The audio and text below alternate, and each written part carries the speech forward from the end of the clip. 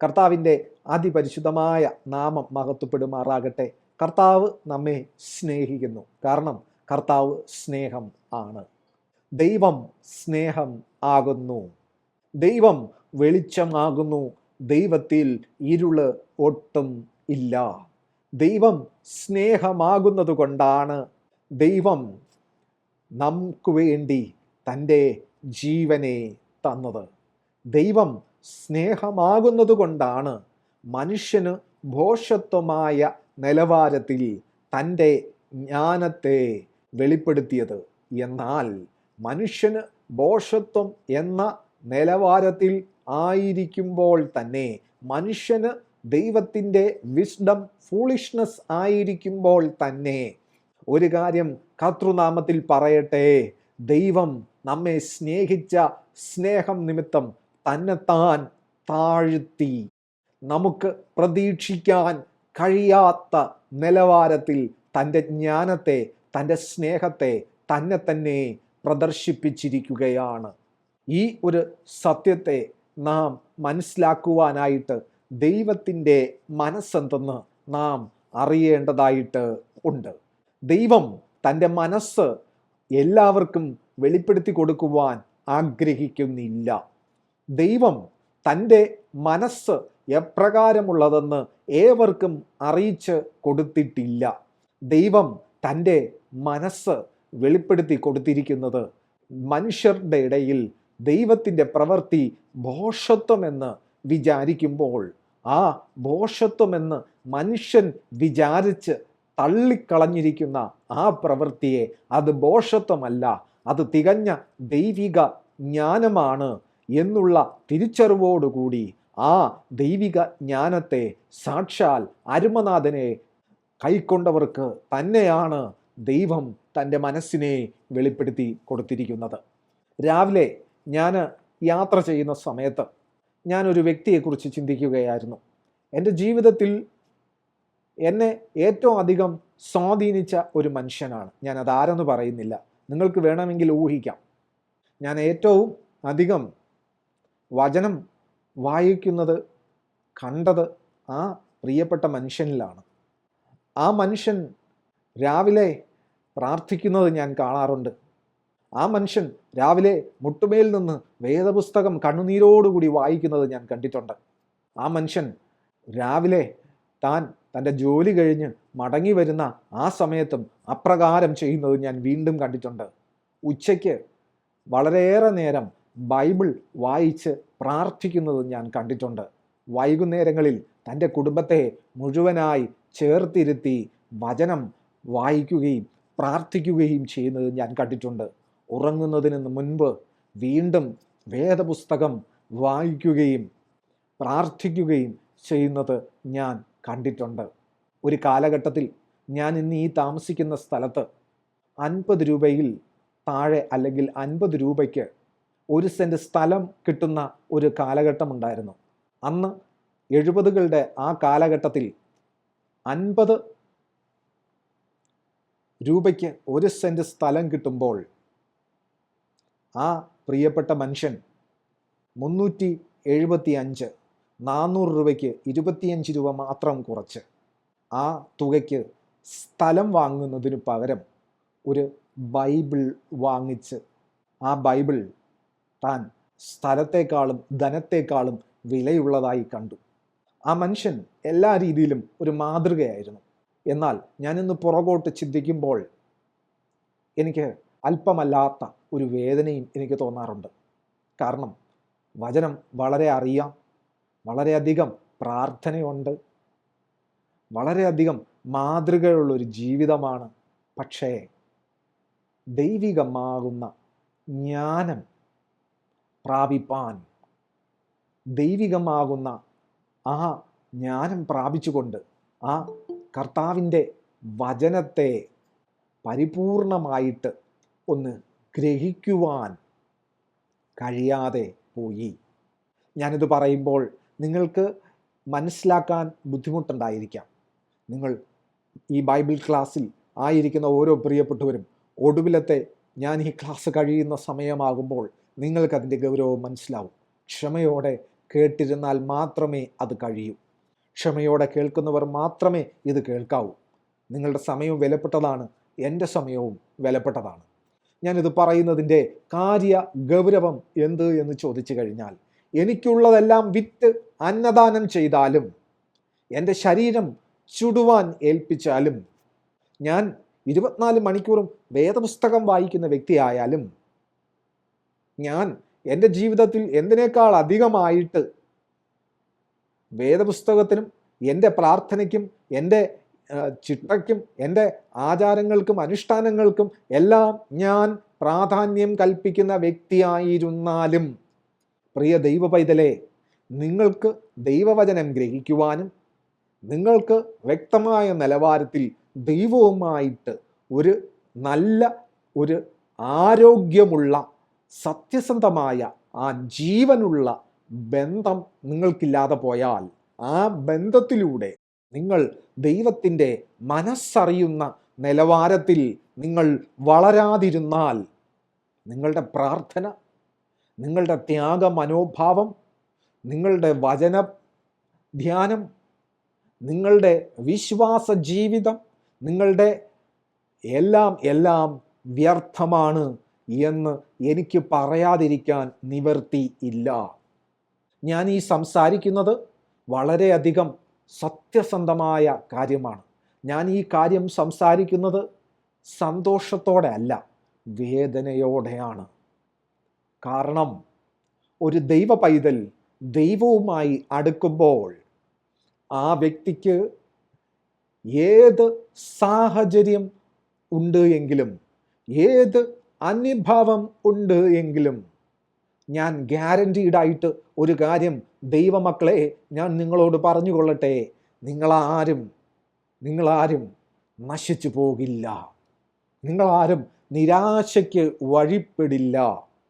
നിങ്ങൾക്ക് ദൈവത്തിൻ്റെ മനസ്സൊന്നറിയുവാൻ കഴിഞ്ഞാൽ, നിങ്ങൾക്ക് ദൈവത്തെ ആ ദൈവിക നിലവാരത്തിൽ ദൈവം അനുവദിക്കുന്ന രീതിയിൽ ദൈവത്തെ സ്നേഹിക്കാൻ കഴിഞ്ഞാൽ, ഞാനൊരു കാര്യം വ്യക്തമായി പറയാം, എനിക്കറിയുന്ന ആ പ്രിയപ്പെട്ട വ്യക്തി തനിക്ക് എത്ര കിട്ടുമോ അതിൻ്റെ 10 വ്യക്തമായ രീതിയിൽ 10 അതിൽ കൂടുതലോ ദശാംശം കൊടുക്കുമായിരുന്നു. ദശാംശം കൊടുക്കുവാനായിട്ട് ബാങ്കിൽ പോയി പുതിയ നോട്ട് എടുത്തുകൊണ്ട് വരും. റിസർവ് ബാങ്ക് പുതിയ നോട്ട് ഇറക്കിയാൽ ആ പുതിയ നോട്ട് അദ്ദേഹത്തിൻ്റെ കയ്യിലുണ്ടായിരിക്കും. സ്തോത്ര കാഴ്ചയ്ക്ക് മുഷിഞ്ഞ മോശം നോട്ടൊന്നും തരത്തില്ല, പുതിയ നോട്ട് തരും. ഒരു വസ്ത്രം വാങ്ങിച്ചാൽ അത് ദൈവസന്നിധിയിൽ പ്രാർത്ഥനയോടെ എടുക്കും. ഒരു ഗ്ലാസ് വെള്ളമെടുത്താൽ അതിന് ദൈവത്തിന് നന്ദി പറയാതെ കുടിക്കത്തില്ല. ഇത്രയും ക്വാളിറ്റി ഇവിടെ ഇരിക്കണ എത്ര പേർക്കുണ്ടാവുമെന്ന് എനിക്കറിയില്ല. എന്നാൽ അത്രയും ക്വാളിറ്റി ഉള്ള ആ പ്രിയപ്പെട്ടവനെ ഓർത്ത് ഞാൻ വേദനിക്കുകയാണ്. അദ്ദേഹം വീണുപോയോ? ഇല്ല, അദ്ദേഹം വീണൊന്നും പോയില്ല. അദ്ദേഹം പാപം ചെയ്ത് ദൈവത്തിൽ നിന്ന് അകന്നു പോയില്ല. പക്ഷേ അദ്ദേഹത്തിന് ദൈവത്തിൻ്റെ മനസ്സ് മനസ്സിലാക്കാൻ കഴിയാതെ പോയി. അദ്ദേഹം എന്നും പ്രാർത്ഥിക്കുന്നു, എന്നും വചനം വായിക്കുന്നു, എന്നും ആ ഒരു നിലവാരത്തിൽ അങ്ങനെ മുമ്പോട്ട് പോയി. ഒരു ശൈശവ അവസ്ഥയിൽ നിന്ന് ഒരു ആത്മീകമായി ശിശുവായിരിക്കുന്ന അവസ്ഥയിൽ നിന്ന് ഒരു വളർച്ച, ഒരു ആത്മീകമാകുന്ന ഒരു സ്പിരിച്വൽ ഗ്രോത്ത്, ഒരു ആത്മീകമാകുന്ന വളർച്ച ആ പ്രിയപ്പെട്ടവന് ഇല്ലാതെ പോയി. താൻ എവിടെ പോകുന്നുവോ ആ വ്യക്തിയെ അനുസരിച്ച് മുന്നോട്ട് പോയി. ആ വ്യക്തി പറയുന്നത് വേദവാക്യമായിട്ടെടുത്തു. താൻ എല്ലാം വളരെ ചിട്ടയോടെ തന്നെ ചെയ്തു. പക്ഷേ ദൈവത്തിൻ്റെ മനസ്സ് മനസ്സിലാക്കാനായിട്ട് കഴിഞ്ഞില്ല. He failed to understand the mind of God, the mind of Christ. ഇതൊന്നും എനിക്ക് നിങ്ങളോട് വേദനയോടുകൂടി അല്ലാതെ നിങ്ങളോടിത് പങ്കുവയ്ക്കാൻ കഴിയില്ല.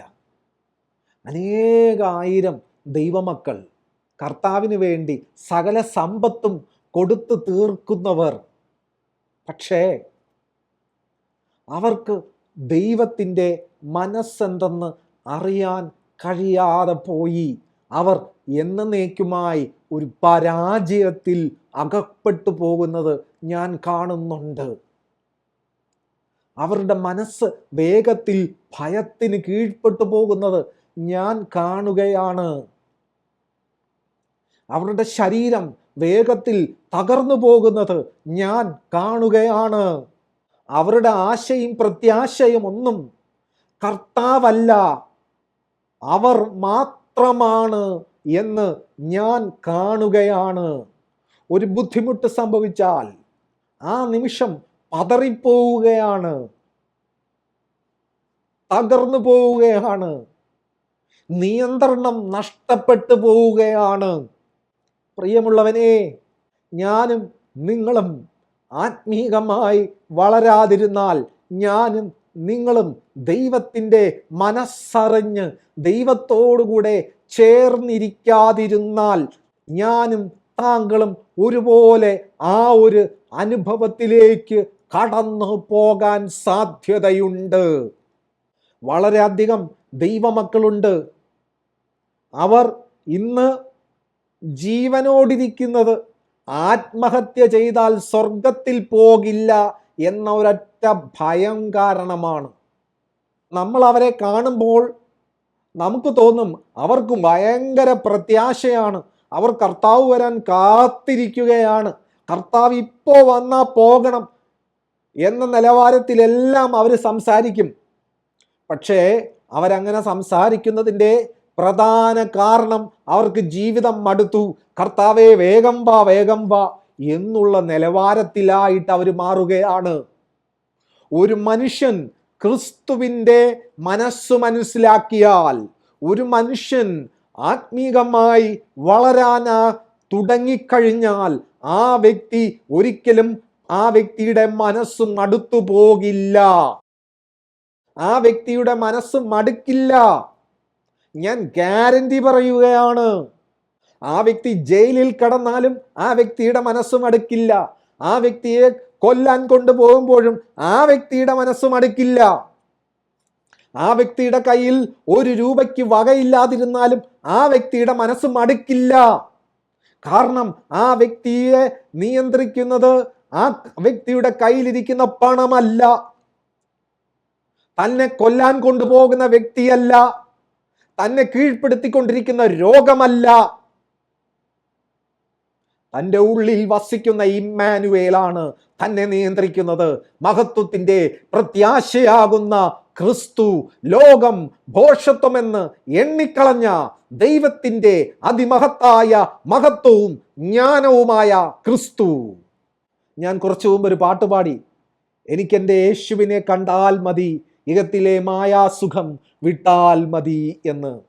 ഈ പാട്ടൊക്കെ ഒന്ന് പാടിക്കഴിഞ്ഞാൽ പലരുടെയും കണ്ണൊക്കെ നിറയുന്നത് കാണാം.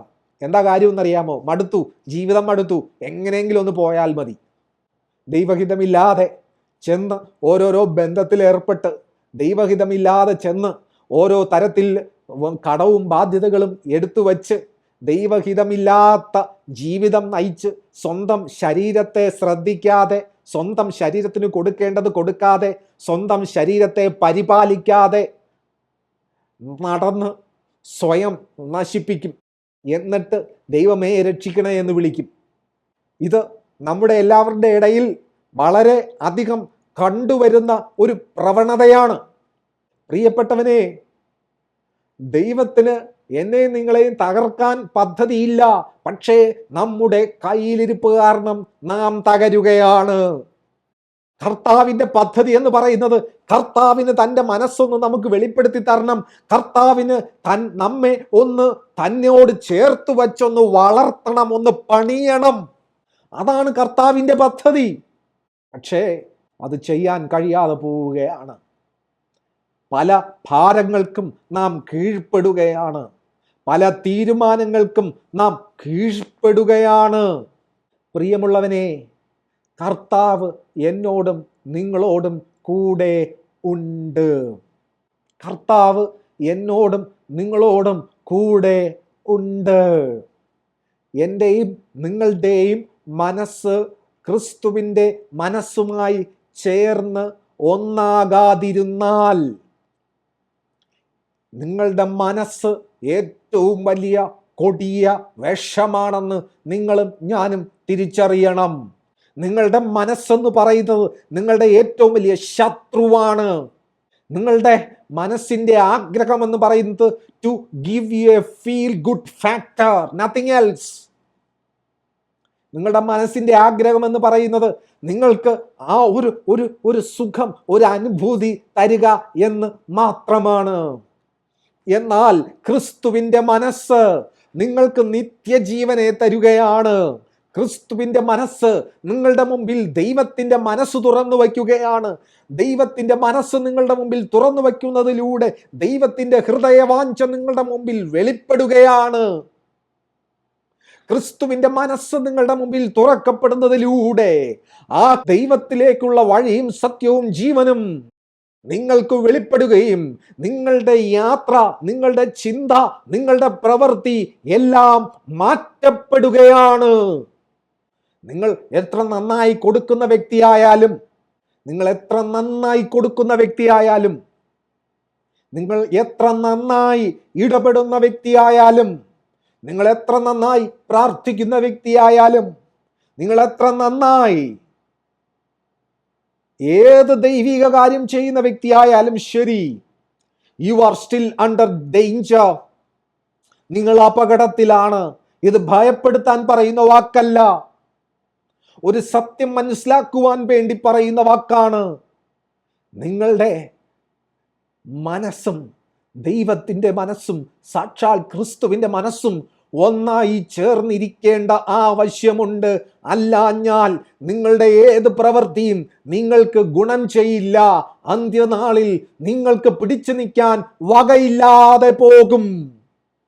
പല സന്ദർഭങ്ങളിലും എൻ്റെ ഉള്ളിൽ ഒരു ചിന്ത വരാറുണ്ട്.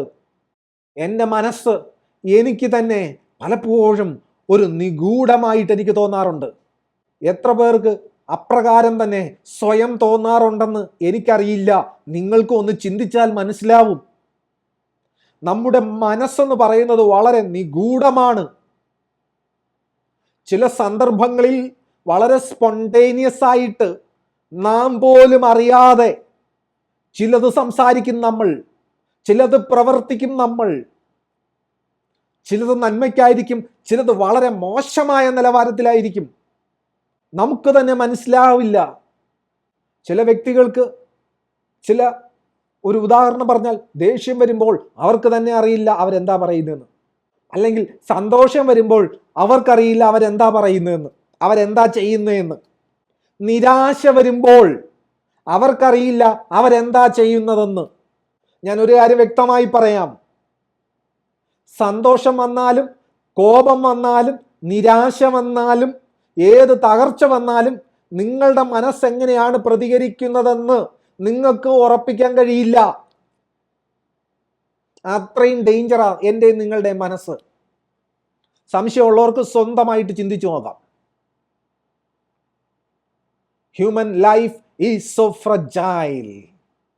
ഞാൻ ഈ പറയുന്നതിൻ്റെ കാര്യ ഗൗരവം എന്ത് എന്ന് വെച്ച് കഴിഞ്ഞാൽ, പ്രിയമുള്ളവനെ, ഒരു ശിശുവിനെ പോലെ, ഒരു ദരിദ്രനെ പോലെ, ആത്മാവിൽ ദരിദ്രനായി എപ്പോഴും കർത്താവിൽ ആശ്രയിക്കുന്ന ഒരു അനുഭവം നിങ്ങളിൽ വർദ്ധിച്ച് വരട്ടെ.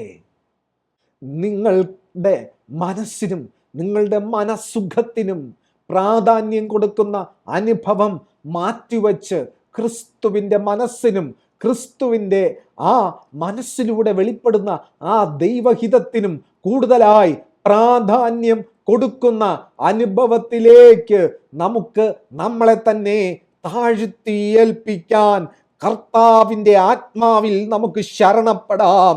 ഞാൻ ഈ സംസാരിക്കുന്ന വിഷയത്തിന് നിങ്ങളെ സഹായിക്കുവാൻ എനിക്ക് കഴിയില്ല, നിങ്ങൾക്ക് സ്വയം കഴിയില്ല, നിങ്ങളുടെ മനസ്സിന് കഴിയില്ല. നിങ്ങളുടെ ഒരു തരത്തിലുമുള്ള എക്സ്പീരിയൻസിനും കഴിയില്ല. എന്നാൽ നിങ്ങളെ വീണ്ടെടുത്തിരിക്കുന്ന, നിങ്ങളെ മുദ്രയിട്ടിരിക്കുന്ന, നിങ്ങൾക്ക് നൽകപ്പെട്ടിരിക്കുന്ന പുത്രത്വത്തിൻ്റെ ആത്മാവിന് നിങ്ങളെ സഹായിക്കാൻ കഴിയും എന്നെനിക്ക് നിങ്ങളോട് സന്തോഷത്തോടെ പറയാൻ കഴിയും. പലപ്പോഴും നമുക്ക് എവിടെയാണ് പരാജയം സംഭവിക്കുന്നത്? നമുക്ക് പരാജയം സംഭവിക്കുന്നത് നാം നമ്മുടെ ആത്മാവിൽ ആശ്രയിക്കും. അതായത് നമ്മുടെ മനസ്സിൽ ആഗ്രഹിക്കും. നമ്മുടെ മനസ്സിന് സംതൃപ്തി വരുന്നതാണ് ദൈവത്തിൻ്റെ ഹിതമെന്ന് നമ്മൾ തെറ്റിദ്ധരിക്കും. പ്രിയ ദൈവ പൈതലേ, താങ്കൾക്ക് ക്രിസ്തുവിനെ ശരിയായ രീതിയിൽ അനുഭവിക്കണോ? താങ്കൾക്ക് താങ്കളുടെ രക്ഷ ഉറപ്പാക്കണോ? താങ്കൾക്ക് ഈ ജീവിതം ഒരു തോറ്റ ജീവിതമല്ല, ഒരു ജയജീവിതമായി ഒന്ന് പര്യവസാനിപ്പിക്കണമോ? ഒരേ ഒരു മാർഗം, അത് യേശു ക്രിസ്തുവാണ്.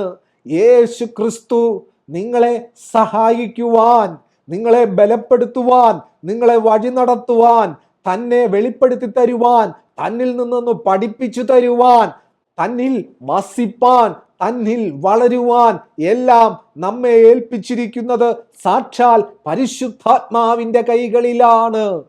ഏതൊരു വ്യക്തിയായാലും ആരാണോ പരിശുദ്ധാത്മാവിൽ ആശ്രയിക്കുന്നത് അവരുടെ ജീവിതം മാറും. ഞാൻ പല പ്രിയപ്പെട്ടവരെയും കണ്ടിട്ടുണ്ട്.